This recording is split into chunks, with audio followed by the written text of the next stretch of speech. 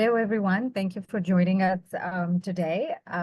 We're just going to give a couple more seconds to let people join in. We're very happy that you've taken the time to join this webinar today.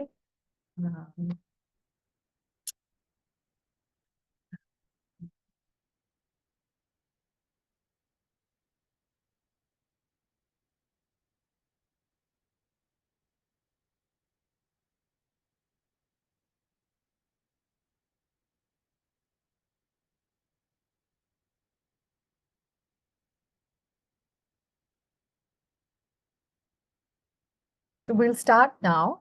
Good morning or good afternoon, depending on where you're joining us from, and welcome to our STEM Connector webinar series. Today's session is titled From Passion to Profession, Building a Successful Career in STEM, and we're very excited to have you join us for this insightful discussion. We'll be hearing from two esteemed speakers. We have Divya Madhavarapu and Shumin Yu from Micron. They will share their personal journey, valuable insights, and practical advice on how you can transition from having a passion for pursuing a career in STEM to a fulfilling professional path.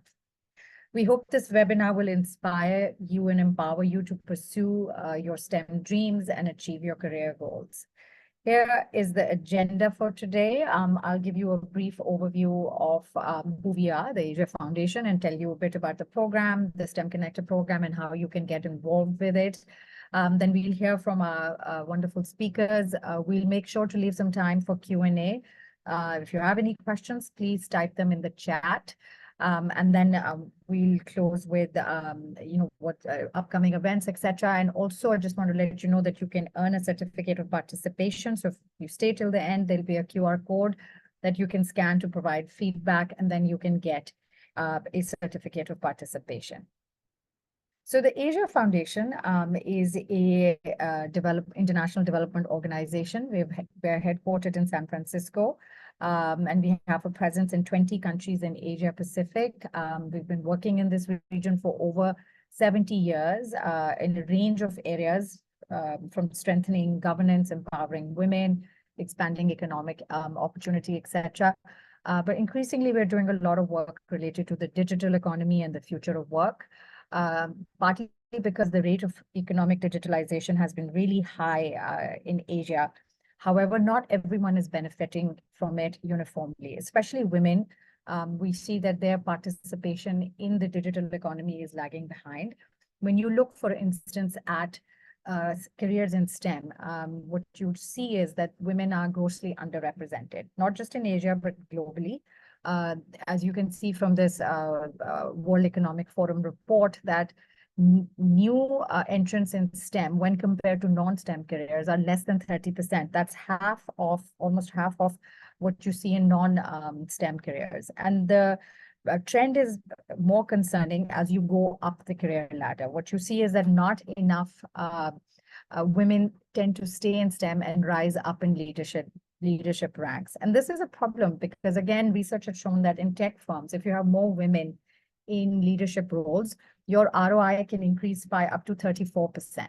And so it is crucial to have women's participation, equal participation in STEM if you want to drive innovation, if you want to foster diversity of thought and address societal challenges. It's not acceptable to have this gender gap persist. And the reason why the gender gap exists across Asia, there are many different factors, but one of the reasons that gets cited repeatedly, as was shown in the research that we did, that 81% of the respondents in India said that one of the reasons why they drop out of careers in STEM is because they don't see female role models who can pave a way for success for them. And we're trying to address these challenges for women and ensure that this trend changes. And we're doing this through this program called STEM Connector, which is a collective impact model.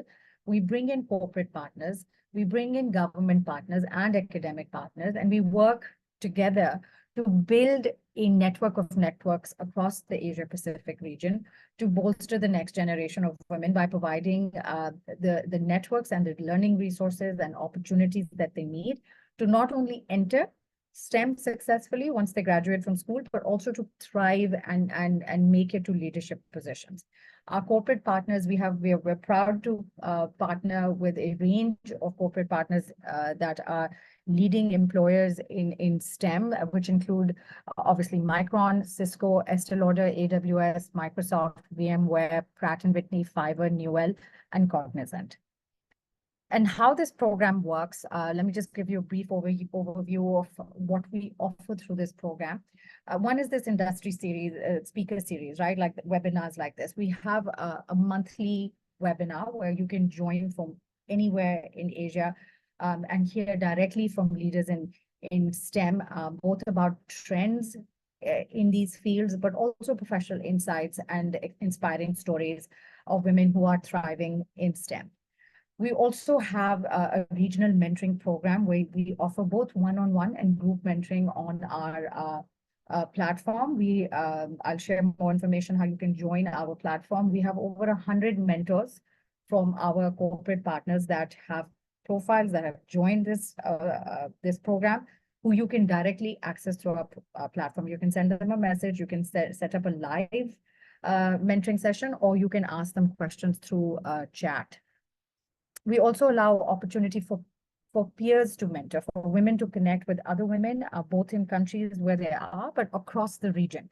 So on this platform, we have over 300 women who are registered from across Asia Pacific.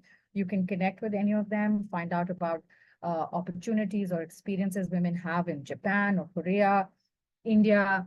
So it allows you both virtual and then also in-person mentoring opportunities in 5 key countries, which include Singapore, Malaysia, India, Japan, and Korea, where we offer in-person events such as workplace tours.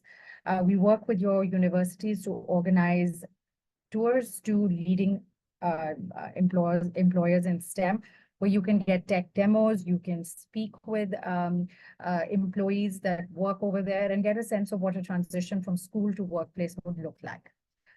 We also have a curated library of learning resources that is available again on our platform, where our industry partners have given us these courses for free that you can access. These are self-paced, you can complete and earn certificates as you go along the program. So we have a range of certificate and badges that you can earn for the activities that you do. And all of our offerings are free and available to women across Asia Pacific.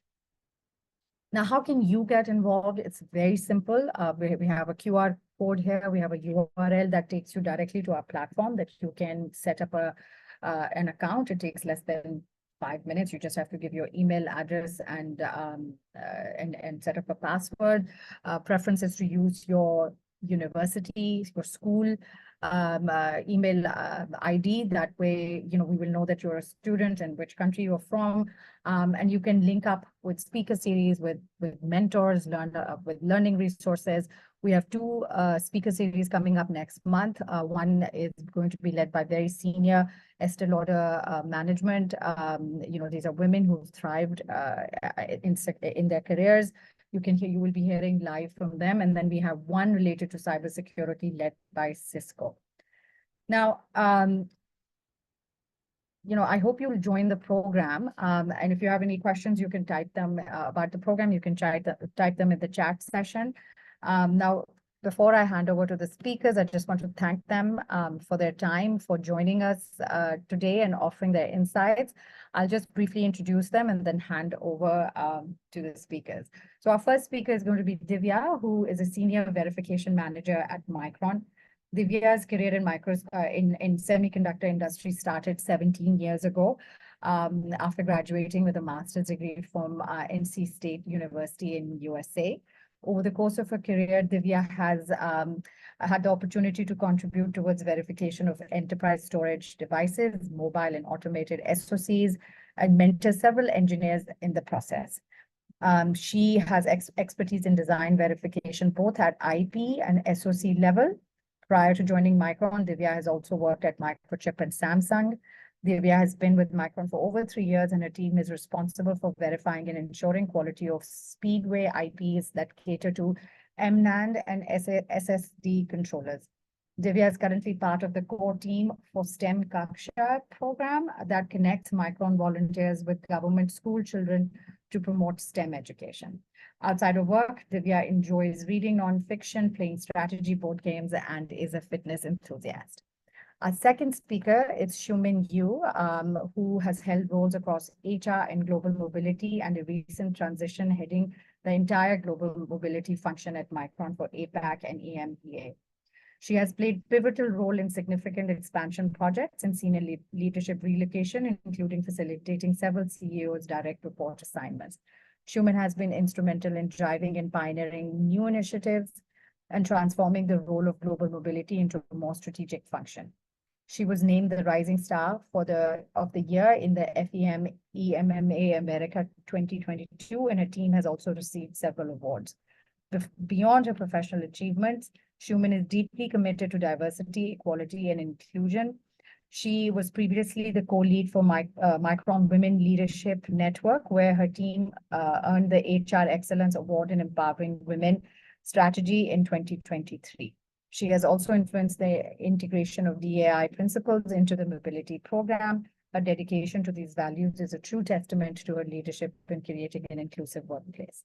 So we're looking forward to hearing from you. I'll hand it over to Divya. So please, you take over, Divya. I'll stop sharing so you can share your.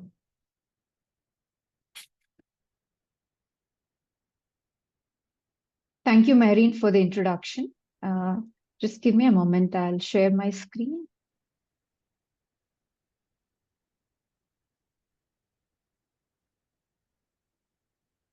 Hi, everyone. I'm happy to be here today talking to some of the young minds pursuing STEM-related education.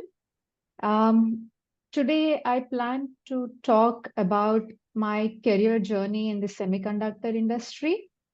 I'll talk a little bit more in detail about what is it that I and my team do in this industry so that you get more detailed information on at least one stream in this industry. I'll also touch upon several other domains so that you get an idea about what options are out there for you to explore. By the end of this session, hopefully I'll get at least a few of you to consider a career in this industry. So I'll split my talk into four main sections. I'll start off with a brief introduction of the semiconductor industry and what does it take to build a chip.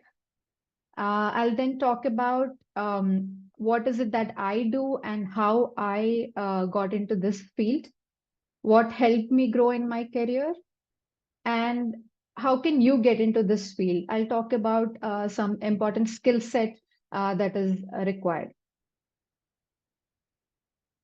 So semiconductor industry, I think, doesn't need much introduction, especially in the current times. They are everywhere.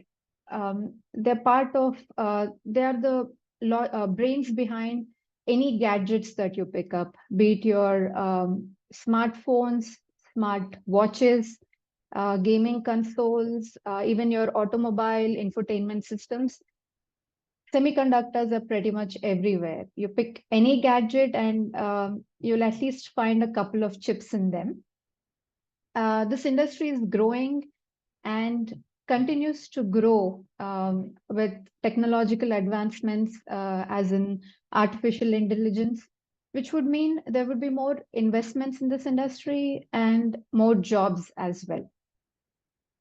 Okay, so now I'll talk a little bit about a high-level overview of what it takes to build a chip. Chip building is analogous to constructing a building. Just as when in construction of a building, an architect comes up with a blueprint of the building much before the building is constructed. In chip design, we have chip architects who define what the chip is supposed to do, what it constitutes of, the individual components of the chip, and all the details. And then this is handed over to design team who convert the specification into code. with the help of hardware description languages and computer-aided design tools. So this is the code format of the specification, which is then handed over to verification engineers. So this is where teams like mine come into picture. We ensure that the design is actually behaving as per the specification. We build what is called a test bench around the design and try to find bugs or issues with the design and report them back. Although I show a single direction arrow here, it is actually bidirectional, meaning there is a lot of back and forth between design and verification. When we identify issues, we pass it on to design so that design can fix it back and give it to us. So this is an iterative process that goes on for several days. So once design and verification sign off, that is agree on the quality of the design, this coded design is converted into logic circuits with the help of electronic design automation tools and handed over to physical design team. This team is responsible for layout, making sure the chip meets the area, power and timing constraints. Just like in the real building, like you have some constraints, right? Your building has to sit in a specific area. So similar to that, these engineers ensure that the design is optimized to fit into the space constraints and power limitations, etc. So once that is done, they prepare the chip for something called as tape out. This is nothing but a phase where the final blueprint for the chip is, basically the chip blueprint is finalized at this point. And this is then handed over to a fabrication, which would actually manufacture the code into real physical chip that you see on your devices. So as you can see, this whole process is quite complex. This is a very high level view. There are several sub processes to each of this process, and it involves several teams coming from different educational backgrounds, both STEM as well as non-STEM, to realize something as complex as a digital chip. So we see teams coming from colleagues working from different backgrounds like electronics and communication engineering, computer science, mechanical, chemical engineering, math, physics, several STEM and non-STEM backgrounds as well. So let me talk a little bit more about my domain, which is a design verification. As I mentioned earlier, the work that I do along with my team, or like the similar work that is done in verification, our main job is to ensure that these chips function as they are intended to function. And you might have heard about software bugs earlier. So how is hardware bug different, right? So as you can see, this entire process is time consuming. It could, depending on the chip, it could take like several months to several years to develop. And also building a real chip is the tape out is a very expensive affair. It costs tens of millions of dollars to build a chip. So if you find bugs later in the design cycle, it is difficult to fix and also an expensive affair. So the sooner you find the bugs, the hardware bugs, the easier it is to fix them and to ensure that your chip works perfectly. So that is where design verification plays a critical role. Verification happens at different stages in the design cycle. So now let's switch gears to know about how I got into this field in the first place. So my background is bachelor's from electronics and communications. I did that from Hyderabad in India. Then I decided to pursue my master's in the US. I joined NC State and did my computer engineering there.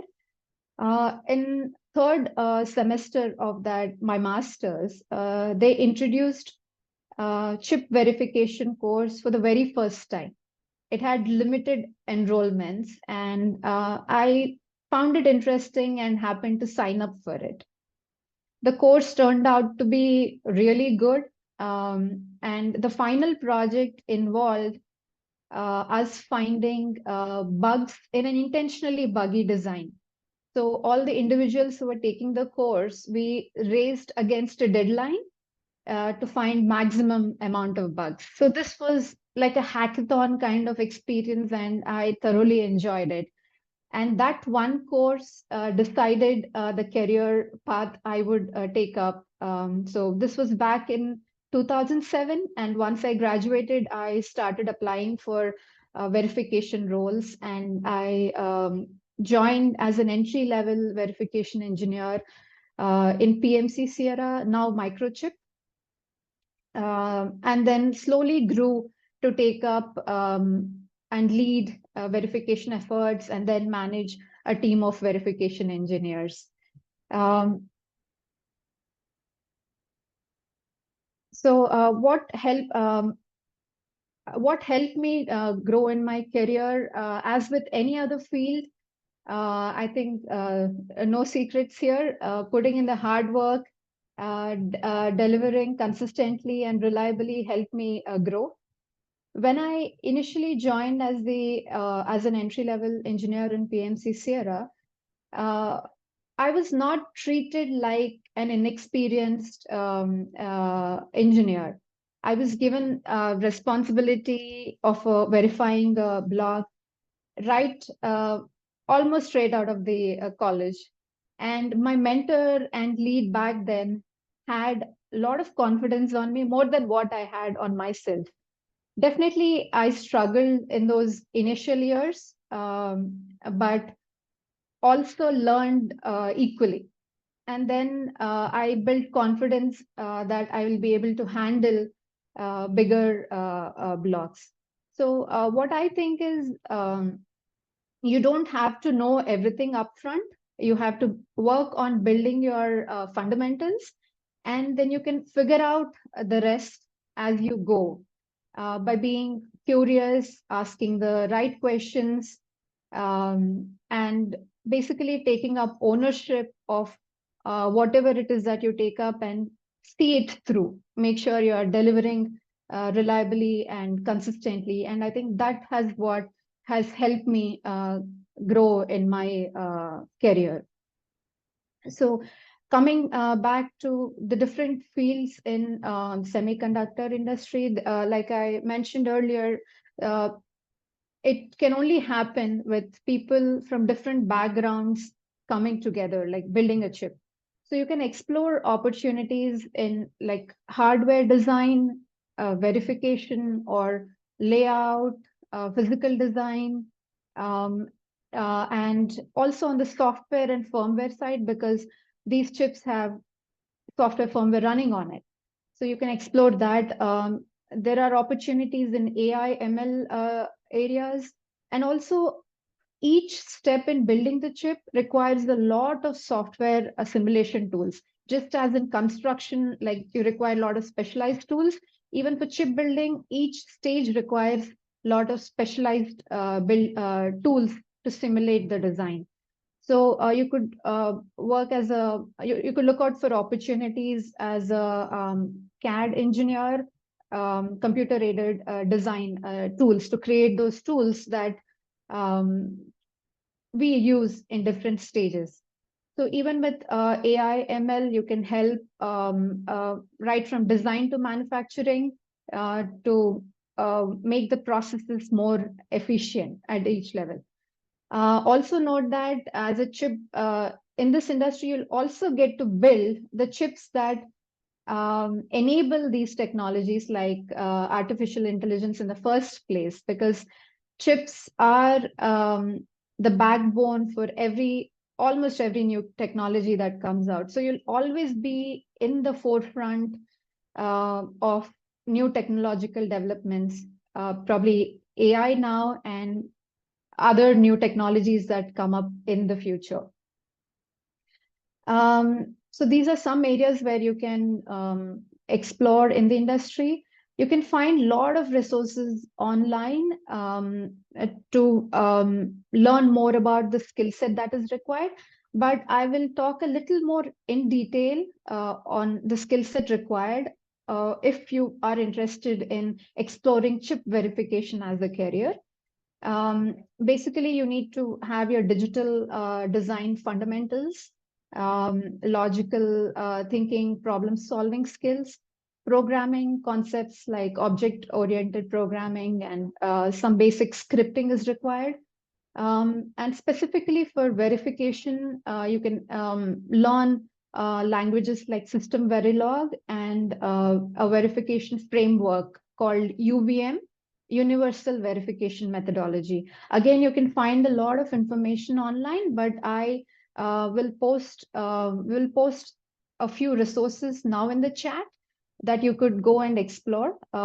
Basically, one of it is called Verification Academy, where you can find a lot of information about resources where you can learn about verification and coding. And the second one is an EDA playground, which will let you go and put your code and run your simulations, and basically for practicing and experimenting. These are free resources. Probably you need to create a sign up email, but you can access them.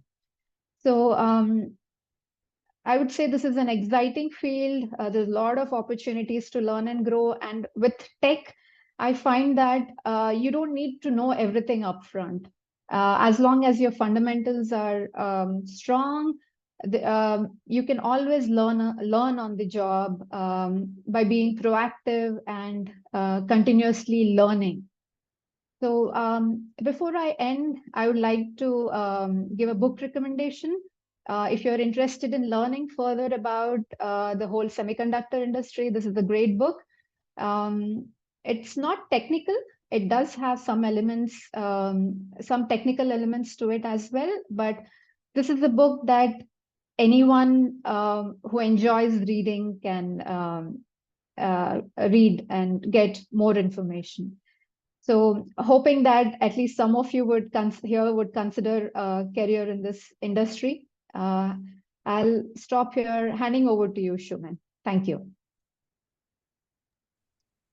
Yeah, thank you so much, Divya, for your very insightful sharing about this industry. I really like it, when you actually touch us a lot into the insights in terms of that, not just the amazing work, but including that collaboration that you and your team undertake to come up with the different innovation to impact the broader community. So anyway, hello everyone. This is Shumin here. So I'm the head of global mobility here in Micron, looking after the Asia and the Europe region. So just in case, before we start to talk into this webinar topic, if any one of you is wondering what global mobility is all about, right? Basically, we come up with programs, we work with our partners to actually enable the movement of our workforce around the globe so that our talent can continue to gain global exposures and experience in the country that we operate in. So, some really, I would say, real life example that's close to your heart is potentially things like global internship, global exchange program, because in companies, maybe they could have international internship opportunities, let's say in another location like in Taiwan. So that's where companies may actually bring you to Taiwan and you can actually experience working in the location. And who knows, you may be able to gain opportunity over there. Today, what I'm going to share with you, I'm going to switch gear a little here. I'm not going to talk about the technical aspect because Divya will have already covered that. But I really want to switch gear in sharing really the importance of following your passion and as well as, mentorship, because honestly, these two elements are the two key elements that have guided me since the time where I graduated. And I do hope that this is going to help you.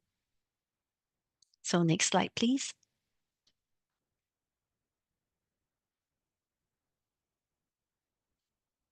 Oops, can we? Okay, great. So why is it important to really follow your passion? Personally, I felt that as long as you are passionate about the work that you are doing, the particular industry, because I would say that passion really drives the whole motivation as well as the tenacity. Because when you're passionate about something, that's where it gives you that, I would say, that very intrinsic motivation to actually push you along whenever, even when you encounter challenges or when time get tough, right? And then that's where you will stay resilient and you will actually preserve along the way.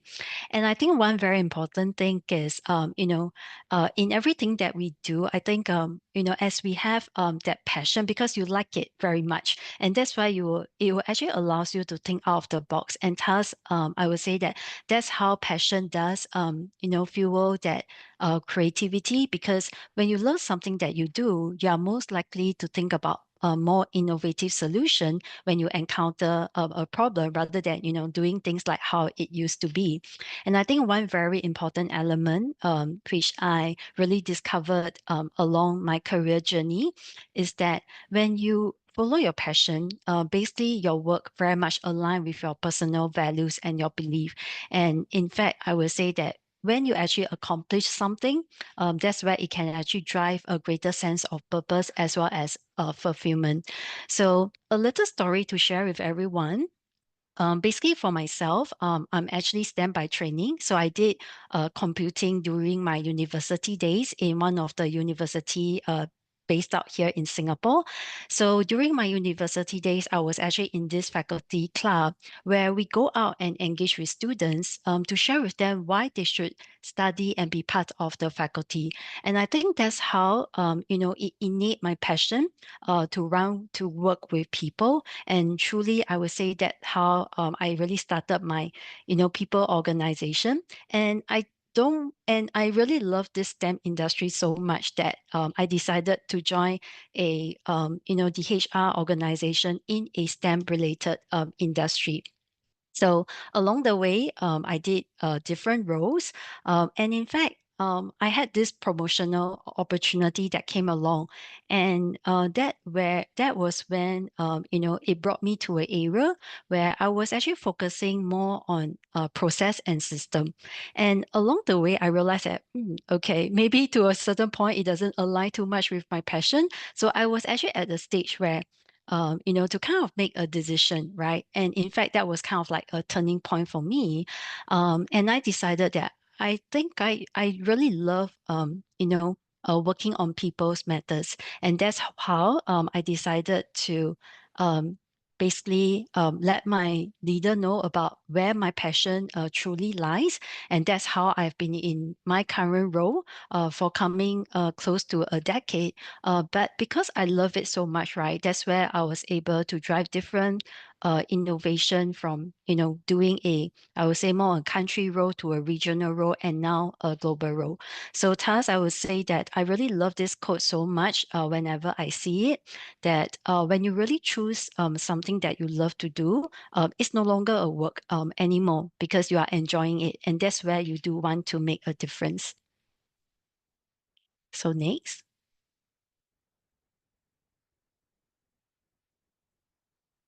Okay, so along I would say my career journey in HR, I have actually done multiple roles, maybe every 3 to 4 years. So I was really, I would say, very blessed to be given this opportunity to rotate around the HR organization. But again, as I look back, into my career journey, in my current role today, this is actually the first time where I seek out for a mentor to guide me. And honestly, it has helped me tremendously. So I would say that I'm very shy to ask because sometimes, I'll be wondering why would someone senior wants to mentor me? But honestly, I'm very wrong. So in my current area of work, I would say that I need to have really a very good understanding in terms of what are some of the best practices in the industry.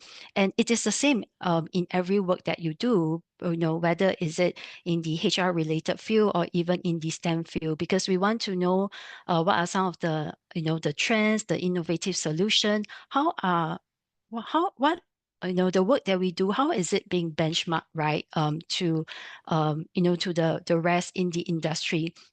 So I still remember a time, whenever I have conversation with my leaders, talking about some of this benchmarking situation, I honestly struggled to find the answers, right? So this actually happened several years back when I was maybe 1 to 2 years into this new role, this mobility role that I did. And that was when I realized that I really needed to expand my network in the industry, so that I can really gain insights in the shortest time. And again, like I said, I was really rather shy to ask. And I start having this imposter syndrome, like, yeah, why would people, so senior want to mentor me? And in fact, the mentor who is mentoring me right now, people actually call him like the godfather in the industry. So given for someone new, I was like, okay, never mind. There's nothing to lose, right? So I decided to take the courage to ask.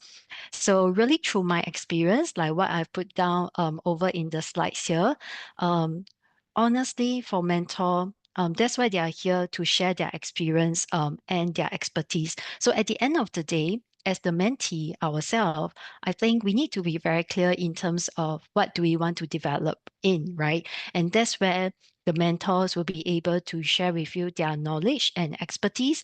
And I would say that this knowledge transfer will really help us to expedite our learning by 10x, honestly. And I would say that for this, for the mentorship, it really, and that's where it really helps to foster the whole part of your professional growth. And a lot of times, as we continue to grow, seek feedback from a mentor, right? Because they are really your so-called your trusted person.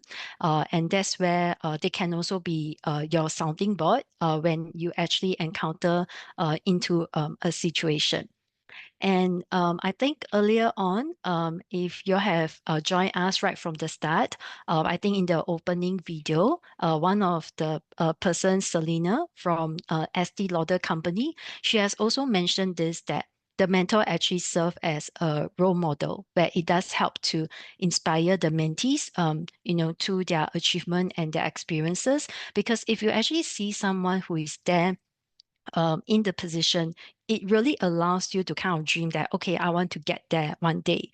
So in fact, the picture on the very far right, yeah, so that's a picture of myself with my mentor. So when I first started the journey, and why I was trying to ask, right, is because my mentor, he actually won a lot of credentials. So he's very well recognized by the industry, and I was like very blown away. And I would say that 5 years back, that was my dream, right? I wanted to, be a leader like him in the industry, and that's where, I want to get there. And I think that really kind of helped to inspire you, right? To set forward a path, a milestone that hopefully I can be like him, one day. So thus, I will also say that for mentorship, it definitely can help to also boost your confidence. It's a sort of like an encouragement for you, because this also gives you like a milestone, where do you want to see yourself into? Last but not least, because typically the mentor, they could be very well networked, and thus I would say that they could even introduce the mentees like myself. In fact, when I first started, I still remember I was asking myself, who do I know in this industry? Literally, I can just count with my 5 fingers. So my mentor, he's really the one who opened my doors to different new opportunities, collaboration, and even helped me to basically build my network, so that I can get to know more people in the industry that I work in. So I just wanted to say, really, as some final thoughts, that, yep, pursuing a career in STEM can be really very rewarding. And I think it is very important, for us to follow this passion that we have. There will definitely be a setback along the way, but because you are so passionate about the industry, the work that you do, and that's where this is going to drive yourself forward. And most importantly, even right now, where you are, even though you are still studying in schools, seek out a mentor, right? You may ask me the question, Xiumin, where can I find a mentor? Look for your seniors, right? Your seniors is the best person who you met in your coursework, because your senior will probably go through the same thing as yourself. I wish I would have done that in my early career days, but I didn't. So if I can go back in time, years back, that's something I will do, because your senior will be able to also share with you, the whole part about transitioning from school to work, and your seniors could also share with you in terms of their experiences, their insights, resources, and even so that's one pathway. Some other pathway, like what was being shared earlier too in the opening video, and in fact by Miriam, is the STEM Connect Her program that is run by the Asia Foundation. And as I actually look at all the things that Asia Foundation is doing with the monthly webinars, things like the where you can get to connect with mentors. So those are the opportunities where you can actually seek out for. And honestly, because for any one of us who put out our hands to be a mentor, we are definitely very passionate. And that's where I would say that the mentors that you are going to be paired with, they will be so awesome, and they'll be willing to share their experience with you. So really leverage on all the established program that's out there, because honestly, that's going to help to speed you up and have more understanding, about the industry that you potentially want to go into, or even like the work that you do want to go into. So that's what I have to share today. Thank you. Thank you, Xiumin. That was very insightful. I really enjoyed how you spoke about passion, and then sharing your experience with mentorship.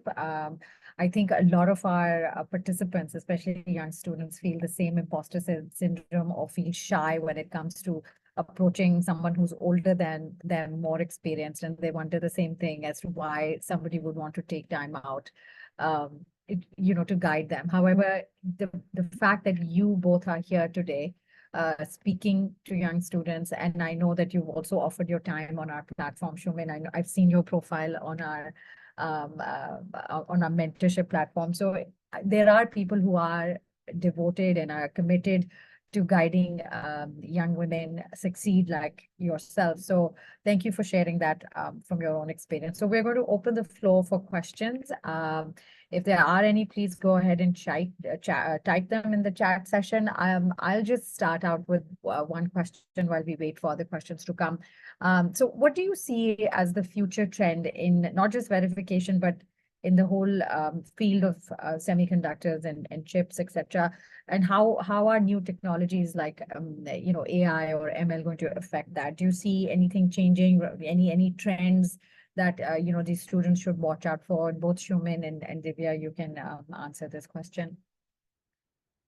Yeah, Marine. So definitely AI, ML, like I said, chip industry is helping build that backbone required, like the chips are the backbone for these technology. And also AI, ML play a lot of role in improving the processes, like how we have done things so far. It is changing like any other industry, right? It is impacting even chip industry, how we can make our processes more efficient and do things differently to speed up the whole flow. Sure. Thank you. And maybe if I may add on, and I think this is also very aligned to one of the questions that Marian, you have actually asked, right? I think also with all some of the things that are changing, potentially what are some of the skill sets that we are looking at? Honestly, maybe I will speak on behalf of Micron, but certainly, we welcome all in the area of STEM, right? Because today, when you first join a company, I would say that they would also have a very robust onboarding and even like, on the job training framework. So there's no need for you to worry that, like today I don't really study semiconductor modules in my area of work. Am I suitable? Yes, you are suitable. Yeah, I would say that, in our industry, like Divya has mentioned, things are changing. It's really not just semiconductor. So that's why I find that one very important element is really about the mindset, because apart from the skill set, that's where you need to have the mindset to adapt, right? And to have the mindset to also align to the company values, the culture, experience, the work in the new environment that you are going to. So that's why I find that mindset is very important. So be open, right, in terms of what comes along the way, what is out there, and you never know, right, in terms of what you might experience. Yeah. So I would just want to add on that the very important part, other than passion, mentorship, mindset. Excellent, excellent. Thank you so much. There's another question that asks about what type of BTech branch I go to get into semiconductor chip. So Yeah, typically, Marine, it is computer engineering or electronics and communications, computer science. But there are semiconductors, like I said, is like complete complex process, and people come from various backgrounds, even mechanical engineers, optics. There is like physics, math. There's a whole uh, educational backgrounds that come in here. But typically, if you want to get into the chip design or verification side of things, having a background in electronics and communications, or even computer science for verification works, because you're with some fundamentals of electronics. Okay, thank you. So kind of related to that, there's another question that was sent to me is how important is formal education like a master's degree or a bachelor's degree versus hands-on experience in the industry when you're trying to transition into a specialization? That's a good question.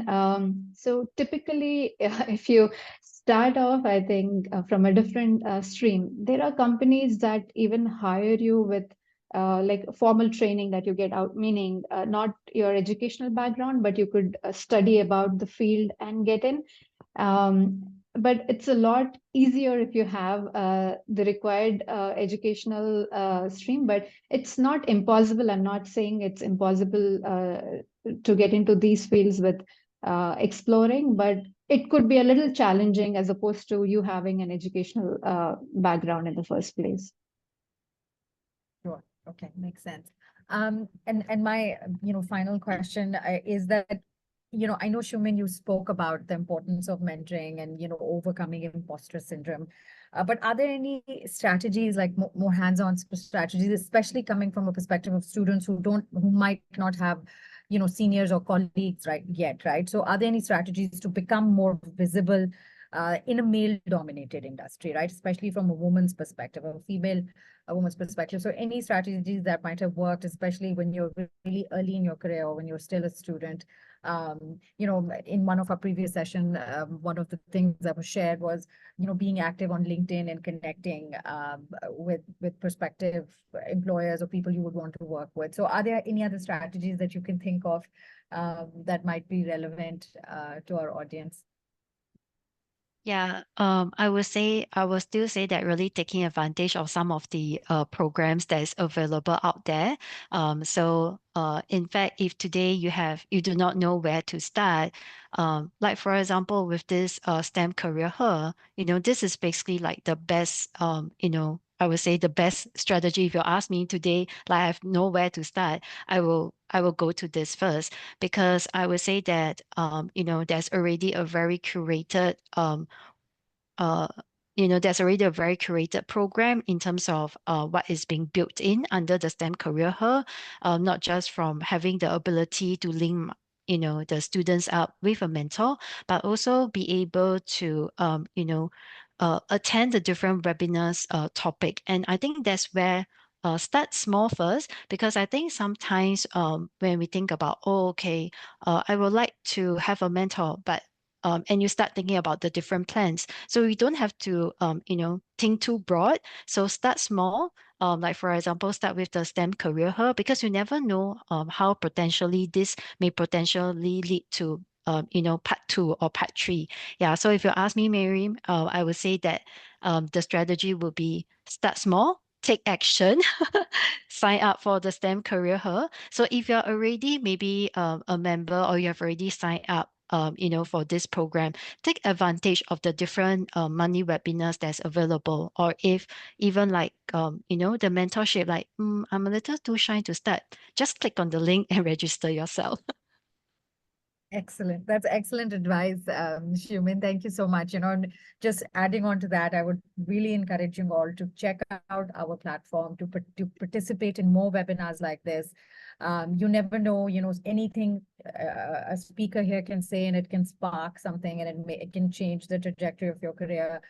You can learn about resources, as Divya has shared some really interesting resources in the chat session. Have a look about, further pursuing a career in this industry. So, we're really grateful for your time. I just want to thank you again on behalf of STEM Connector, and also on behalf of our attendees.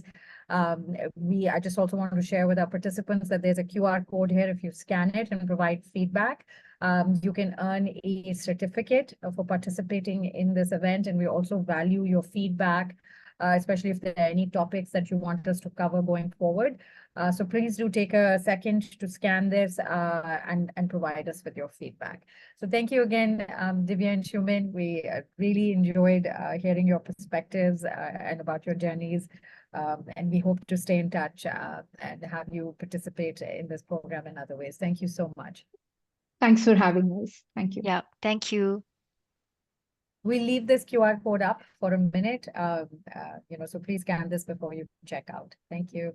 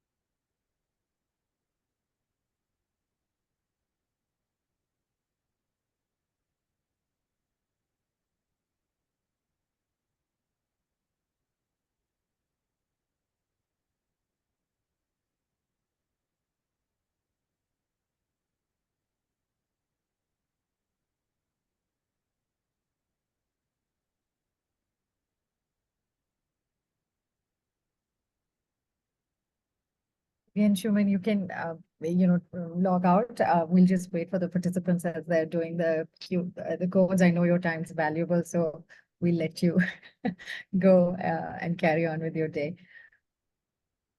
Thank you so much. Thank you. Yeah, okay, sure. Thanks, everyone. Bye-bye.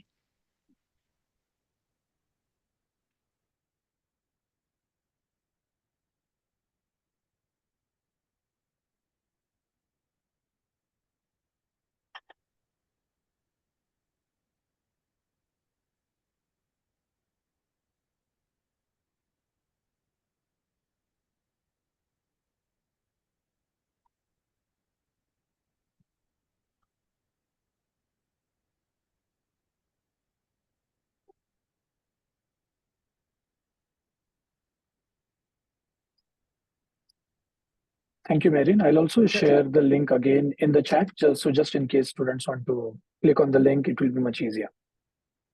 I think with that, we can close it. Yes, thank you, everyone. If there are any questions, feel free to reach us through our platform. We'll be happy to answer any questions. Hopefully see you again next month. Thank you. See ya. Bye.